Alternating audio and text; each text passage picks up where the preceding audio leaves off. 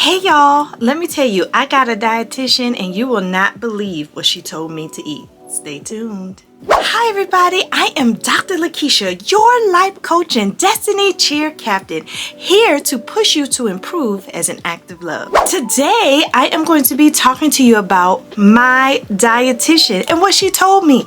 If you haven't known already, I am a diabetic. So I have to eat a specific diet that's different from most people. I have an endocrinologist, which is a diabetic doctor, and I have a diabetes dietitian. And the reason why I had to get these things is because if you know my story, I beat diabetes in 5 months. I was very successful at it. I did intermittent fasting. And then after a while, my efforts were not working. My numbers just kept getting higher and higher. And I was still intermittent fasting and I was still eating right, still taking my medication. And I was like, okay, something's not right. So I went to an endocrinologist and I got a dietitian. And this is what they told me to do. I did it, and now my numbers are in check. So if you want to stick with me on my diabetic journey, I will be sharing my journey little by little, but I'm also focusing on food for a reason, because on March 21st, I am going to be hosting a food and nutrition meetup. We're going to talk about couponing. We're going to talk about healthy eating, how to create meal plans, and all that fun stuff. So stay tuned for that. So the first thing my dietitian told me to do was to write down what I eat. And this is something that I did to beat diabetes. I was really focused on what I ate, but I kind of got away from that practice. Y'all, the best thing you can do is write down what you eat, because it's really data for you to see what is happening, where you're tripping up, where you're doing well, so you can look at that information and repeat it. So what I had to do was write down everything I ate for about a week, because that gave me an idea of what I was eating. So I bought this cute little journal because I like cute journals, and I started to write it down, and what I saw was shocking. So when I wrote down everything I ate, I realized I wasn't eating enough. Even my dietitian said that I was starving myself. I wasn't eating enough. So she gave me a prescribed diet. So I want to let you know this diet may not work for you. I'm just sharing my journey and my story of how she prescribed me a diet. So I'm going to tell you the diet she prescribed me. And with this diet, along with medication and exercise,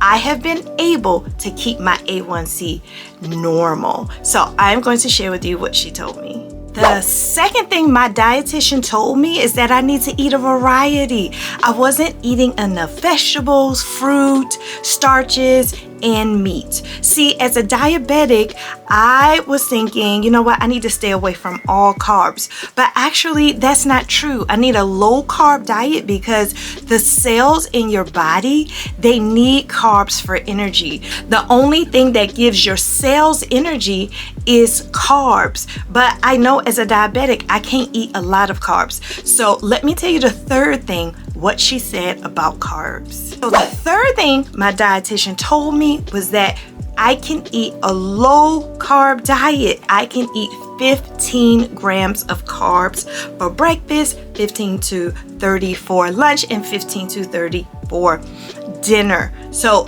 you may say, like, what is 15 grams? How do I know I'm eating 15 grams? 15 grams, let me tell you the secret. It is like, this is the palm of my hand. Okay, so this is the palm of my hand.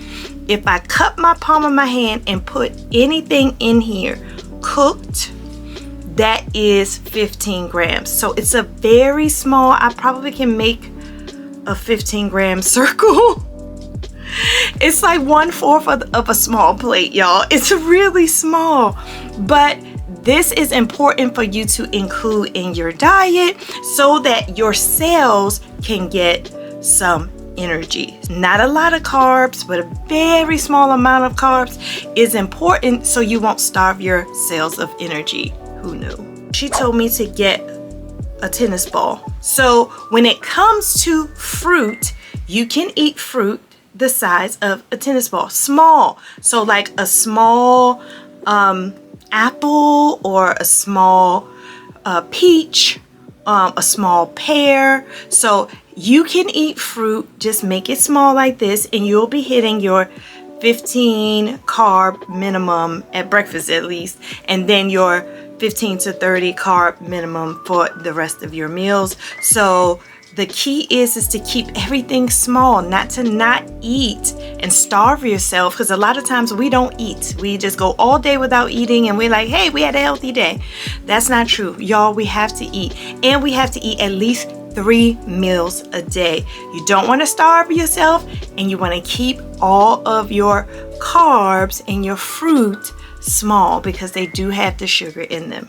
Another thing she told me is that if you get a golf ball, that is good also for the potatoes and the rice. A golf ball really tells you the size of potatoes and rice that you can eat as well. When it comes to bread, just think of one slice of bread being 15 carbs. So for lunch, if I can eat 30 carbs, I can eat a sandwich. Yes. And so I just do it healthily. I make it wheat bread and it works. So one slice of bread is 15 carbs. A lot of times I eat open face sandwiches with one slice of bread with the toppings on it, and I eat it open face. So you can do that. If you like bagels or English muffins, just think of a bagel, 1/4 of a bagel. Now I said 1/4 of a bagel, like that's pretty small, but actually it's not. If you buy a bagel and you cut the bagel in half, and then you cut the top of the bagel in half again, that is 1/4. And guess what? It's filling and you can eat it. So 1/4 of a bagel, or half of an English muffin. So I get whole wheat English muffins and I eat half of the English muffin at a time. So that is just a way for you to understand how much or how many carbs are appropriate for diabetics, especially me, because that's my diet plan. Meat, 3 ounces. What we do is we overconsume meat. Who knew? Okay, so she said, so you know the palm of your hand cupped is like 15 grams, right? But the palm of your hand open is like 3 to 4 ounces of meat. Every time I eat, no more than 3 or 4 ounces of meat. And y'all, when I tell you, everywhere I go, every restaurant I go, they give you those big slathers of ribs and all of that half chickens and just like ton of meat. So, but as a diabetic, I cannot eat that much meat, just a little bit of meat. I would say also 1/4 of your plate meat, 1/4 of your plate starches. That is another way you can do it. And then half your plate should be vegetables. So vegetables, you should be eating about 2 servings of vegetables. Vegetables should take up half of your plate. So if vegetables take up half of your plate, and then you have 1/4 starches and 1/4 meat, that is an appropriate diet for me. A half a plate of veggies is really easy to do. You can fill it up with greens, spinach, carrots, a variety of colors. Use a variety of colors. Squash, salad. Salad is great because it's already a variety of colors. It's already mixed. You just have to watch the dressing. But you can eat half of your plate of veggies. Now I'm going to share with you some specific things that I can eat. All right, so I'm reading from my list that she gave me. So in the morning for breakfast, I can have a 1/4 of a pancake. I can have 1/4 of a bagel. I can have 1/2 a cup of oatmeal. I can have 1 slice of toast. I can have 1 small biscuit plus fat with the butter on it. So I cannot have the biscuit without the butter. If I have the small biscuit, I must put fat on it, the butter on it with it. I can have a 1/2 cup of potatoes, but not fried. No fried potatoes. For breakfast, I can also have a 1/2 cup of OJ. Now, I got away from the juice. I stopped drinking juice. I do drink Coke Zero, but I stopped drinking the juice. So I'm going back to just a small 1/2 cup. If you think of a cup, it's very small, and then a 1/2 cup. But let me tell you, from experience, it is still satisfying to drink 1/2 cup of orange juice. So I do that. Or I can eat 1 small apple or 1 small pear for breakfast. I can have 1 cup of milk. And the milk that my dietitian recommended was Fairlife milk. So I tried it out. It's pretty good. 1 cup of yogurt. I love 0 sugar yogurt, so I still eat that, but I can have 1 cup of yogurt. Plain is always the best. I can have things from the meat category, which includes dairy. So I can have 1 slice of cheese, or 1 ounce of ham, or 1 ounce of sausage, or 2 egg whites. If it's a regular egg, my dietitian told me to eat no more than 3 eggs a week, because diabetes comes with the other stuff. It comes with cholesterol. It comes with the high blood pressure. So you want to stop all of the cholesterol, the high blood pressure, and the diabetes. You want to eat 3 eggs. So that was challenging because I didn't realize I was eating way more than 3 eggs a week. For lunch, my dietitian told me to eat 30 carbs. 30 carbs. What does that look like? 1 cup of soup, or 1/3 cup of baked beans, or 1/3 cup of cooked rice, or 1/2 of a hot dog bun, or 1/2 of a hamburger bun, open base, 24 oyster crackers, or 3 cups of popcorn. Yay, I can eat 3 cups of popcorn. Or I can eat 1 small 6-inch tortilla, or 1 dinner roll, or 1 taco shell. Okay, so that gives you an idea of the starches. So with the fruit, same thing. 1/2 cup of apple juice, 1/3 cup of grape juice. Just keep those cups really small if you drink those juices, and then you could top it off with some water, and you have your thirst quenched. You can eat 1/2 a banana. Now I just don't eat bananas. I think bananas really test my sugar, so I just don't eat them. But this is what she said. These are just the options. 17 grapes, really happy about that because I like eating grapes. But look at the specificity. 17 grapes, 12 cherries. So when you get a dietitian, they really know how to give you specific things you can eat and help you with your diet.